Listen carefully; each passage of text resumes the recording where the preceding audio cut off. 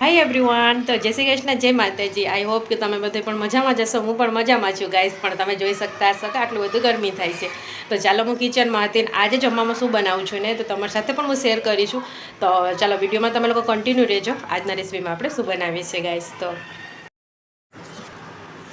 જોઈ શકશો ગાઈસ, એક ચમચી આપણે એની અંદર રાઈ એડ કરી દીધું છે ને અડધી ચમચી આપણે જીરું પણ એડ કરશું ને થોડુંક મીઠો લીમડો લઈ લીધો છે ને આ બટેટા આપણે ધોઈને અફકોર્સ તૈયાર રાખ્યો છે. તમે જોઈ શકશો, ધોઈ લીધો તમે ને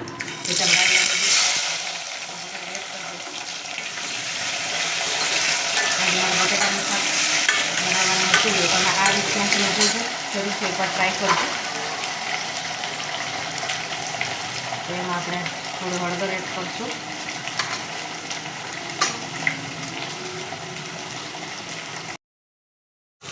તો જોઈ શકશો તમે અડધી એક ચમચી આપણે નમક એમાં એડ કરશું.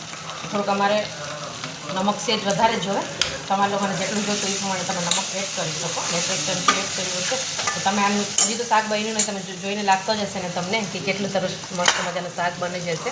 તો ચાલો તમે જોઈ શકશો, હું રેડી થઈ જઈને પછી તમને બતાવું છું. થોડુંક આપણે આમથું છે જ પાણી આપણે એડ કરવાનું, વધારે પાણી એડ નથી કરવાનું, વધારે રસાવાળું પણ નથી કરવાનું. આમાં બધી આપણે બીજું કાંઈ મસાલો નથી નાખ્યો, હળદર ને ચટણી નાખ્યું છે, બસ નમક નાખ્યું છે.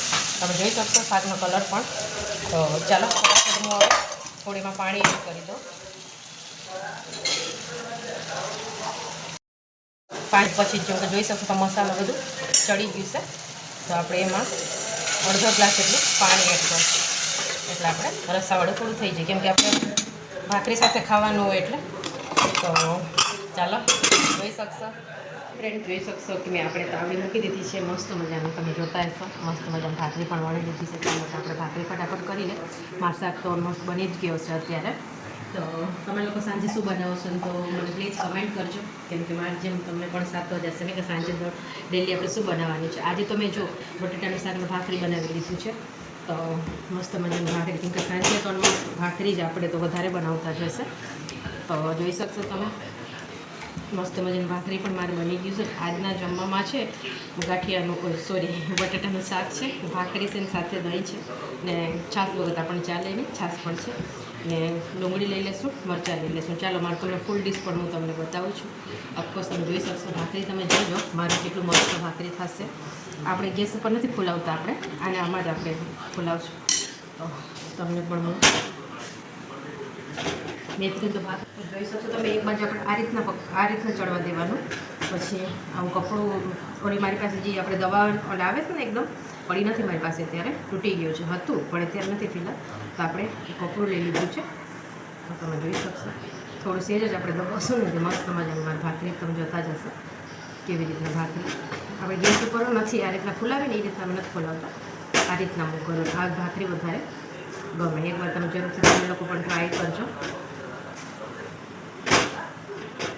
મસ્ત મજાની ભાખરી તમે જોઈ શકશો, ખાવામાં પણ કેવું ટેસ્ટી લાગતો જશે. ચાલો ગેસ આખું થાળીમાં તમે આજનો શું મારે સાંજે મેં જમી તો તમે લોકો પણ શું જમશો તો ઓફકોર્સ મને પણ તમે કમેન્ટ કરજો. મસ્ત મજાની ભાખરી બની ગઈ છે. તો આપણે એમાં ઘી લગાડી દઈશું. આ રીતના તમે એને ખોલીને પણ આ રીતના તમે લગાડી શકો. તમે જોઈ શકશો એકદમ આખું ખુલી ગયું છે. આ રીતના ઘી ઉપર પણ લગાવી શકીએ, અંદર પણ આપણે લગાવીશું. તો તમે જોઈ શકશો મસ્ત મજાની ભાખરી પણ તૈયાર થઈ ગઈ છે મારું. તો ચાલો આપણે શાકને પણ થોડી વાર એને રહેવા દઈશું, પછી આપણે કુકર ખોલીને તમને બતાવીએ. ત્યાં સુધી તમે કન્ટિન્યુ રહેજો વિડીયોમાં.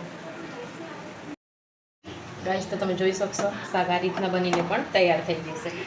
વધારે આપણે 1 ગ્લાસ પાણીમાં એડ કર્યો તો વધારે એમાં રસો પણ નથી ને ઓછું પણ નથી. તમે જોઈ શકશો આટલો આપણે ભાખરીમાં ખાવામાં ચાલે. તો ચાલો ફૂલ થાળી તમને રેડી કરીને તમને બતાવું.